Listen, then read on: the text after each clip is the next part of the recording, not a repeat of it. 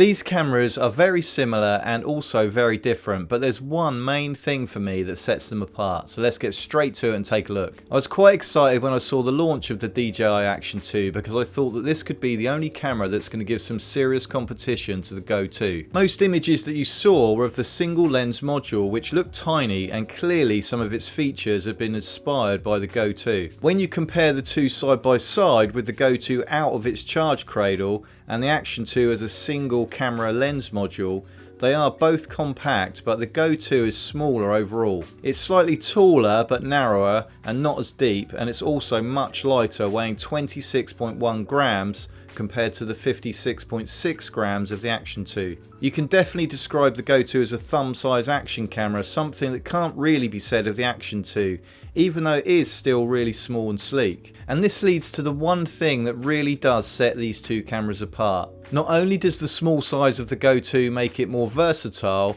the size and the design makes it less vulnerable and less delicate. The Action 2 certainly looks the part. It's a solid build with a large LCD screen and a large field of view lens, but with an integrated non-removable lens protector. It looks like a really nice bit of tech, but it's almost too fancy, and I didn't even want to put it in my pocket with the fear of scratching it up. I ended up putting it in a soft pouch to keep it safe. This camera is like a delicate fashion accessory, and if you dropped it, it would be game over. I did really like having the LCD screen on the back though. It's smooth and intuitive to use and really convenient for framing your shots and for playback. When I did these driving shots, I could see the LCD screen from the driver's seat and I could keep an eye on the framing. Compared to the Go2, I stuff my Go2 in my pockets amongst keys, coins, camera mounts and all sorts of stuff, and I don't even think about damaging it. It doesn't feel as solid as the Action 2, it feels more plasticky, but it only has a small exposed piece of glass, and the lens protector, if it got scratched, can be easily replaced as it's attached via a screw thread. I'm always dropping the Go2 when I'm filming. I've dropped it on grass, in the woods, on tarmac, gravel and concrete, and it survives every time without damage. I'm not saying it's indestructible, and of course you could damage the camera and you could damage the lens if you dropped it, but it's just so light that on impact it just doesn't have any major force behind it to break it. In terms of functionality, both cameras come with some basic mounts that allow you to get on and start filming in most scenarios. Both cameras can attach directly to any metal surface. The Go2 does this out of the box, but the Action 2 needs this tiny attachment added to it because of the LCD screen on the back. The magnetic pendant mount on the Go2 is very simple to use, and it's a one-piece magnetic pendant,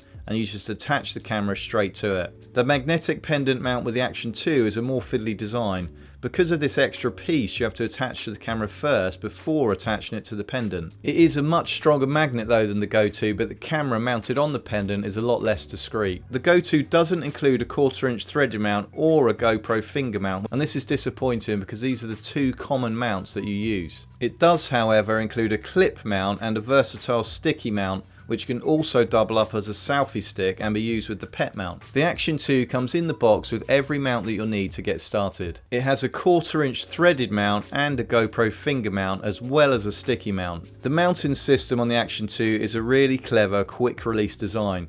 The camera attaches via a magnet and it's held in place solidly with these two quick release clips either side of each mount, and you just push the clips in and release the camera and then place it on another mount. The Go2 is actually marginally quicker to move from one mount to another, but isn't held in place as securely as the Action 2. In the most part, for everyday standard filming, both cameras can be mounted in pretty much most places most of the time, whether it's on your car, on your handlebars or on a selfie stick. The advantage though of the less vulnerable and really tiny form factor of the Go2 is that you just don't have to care about it. You can get more adventurous with the Go2 without having to worry about it getting damaged as much as you do with the Action 2. I mounted the camera on the bottom of my pedal for a biking video that I did, but there's no way that I'd mount the Action 2 in this position. It would be too big because it's square instead of rectangle, so you can't mount it horizontally.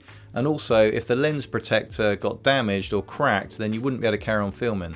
The Action 2 as a single module camera is still really small, and in a safe situation you can really take advantage of its small size. All these macro probe lens style shots I did with the Go2 can be repeated with the Action 2.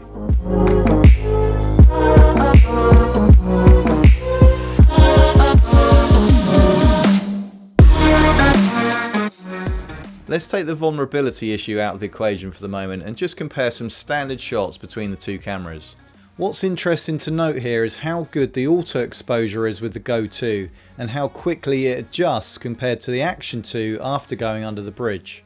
There's more detail with the Action 2 in these videos, but it is 4K compared to the 2.7K of the Go2, and the stabilisation of the Action 2 is much better with these three next shots.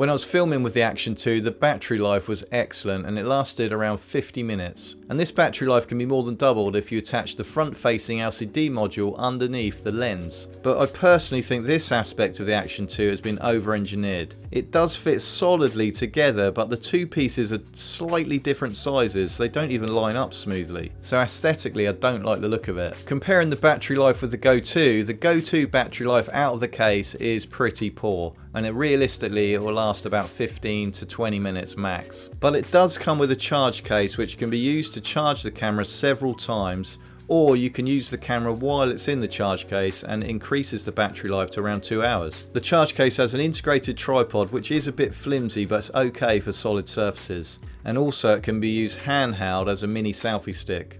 And you can also use the charge case as a remote control to change the settings of your camera and start and stop recording from a distance. And even though the charge case is made of plastic, it's a clamshell design and adds protection to your camera when it's being stored away and not in use. You can play your Action 2 shots back on the screen itself or using the DJI Mimo app. I was going to download them to my phone via the app, but it just took too long. Instead I used the front-facing camera module which has an integrated SD card slot. So you can transfer your files from the internal memory on the camera to the SD card on the other module.